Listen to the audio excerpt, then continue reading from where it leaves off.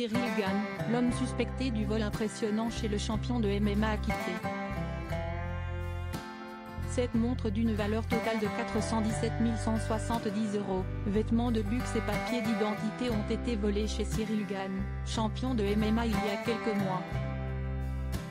Alors qu'un homme, Kamel Z, était suspecté, celui-ci vient d'être acquitté. Le 2 septembre 2023, Cyril Gane, star française du MMA, était sur le ring de l'Accor Arena où il gagnait un match historique en mettant KO son adversaire. Un moment de joie unique entaché par le cambriolage de son appartement situé à Nogent-sur-Marne, Val-de-Marne. La police avait alors suspecté un certain Kamel Z, 26 ans, d'être à l'origine de cette opération.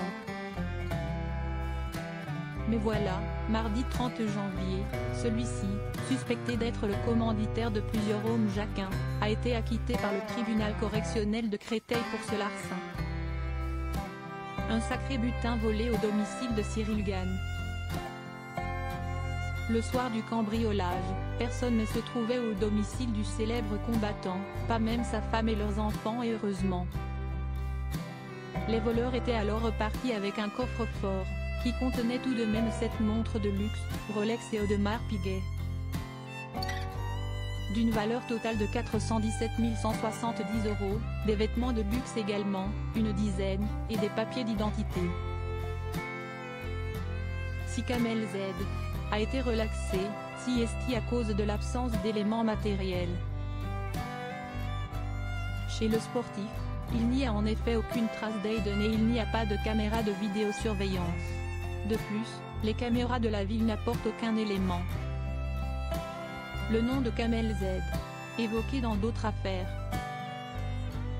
Mais le nom de Kamel Z, commanditaire présumé de hommes jacquins violents, a aussi été nommé dans l'affaire Bruno Guillon, pour laquelle il est toujours en prison.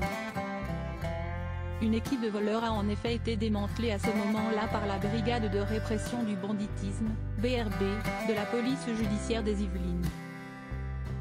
Kamel Z, qui a été interpellé avait alors en sa possession un routeur Wi-Fi, lequel permet de mettre en place une sorte de réseau privé de téléphonie. Pour contourner les antennes relais des opérateurs classiques de téléphonie mobile, il était donc possible pour lui de communiquer sans être tracé. Selon la police, ce routeur bornait près du domicile de Cyril Gane au moment du cambriolage et juste avant les faits. Malgré tout, l'affaire concernant Cyril Gane ne sera pas jointe à la procédure. Mon nom circule partout, on le sort dans plein d'affaires, alors que j'étais en vacances. Je ne comprends pas.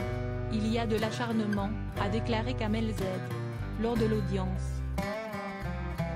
Il s'estime jugé à cause de son casier judiciaire, y figure cette mention, essentiellement pour des faits de vol et il a été acquitté en 2022 pour le meurtre de Boubou Yatera, abattu en 2017. J'ai eu des peines de prison, je les ai faites. Je n'ai rien à voir avec cette histoire, a-t-il souligné ensuite. La magistrate pour sa part requiert 4 ans d'emprisonnement ferme avec mandat de dépôt. Je peux affirmer que la ligne téléphonique associée à mon client dans la procédure de Créteil ne correspond pas à celle qui lui est attribuée dans celle de Versailles. A aussi déclaré Meham Gar, un des avocats de Kamel Z. Elle met aussi en avant le fait que la voiture de l'homme, à bord duquel se trouvait le routeur lors des différents hommes jacquins dont il est suspecté, n'a pas été aperçue à Nogent-sur-Marne au moment des faits.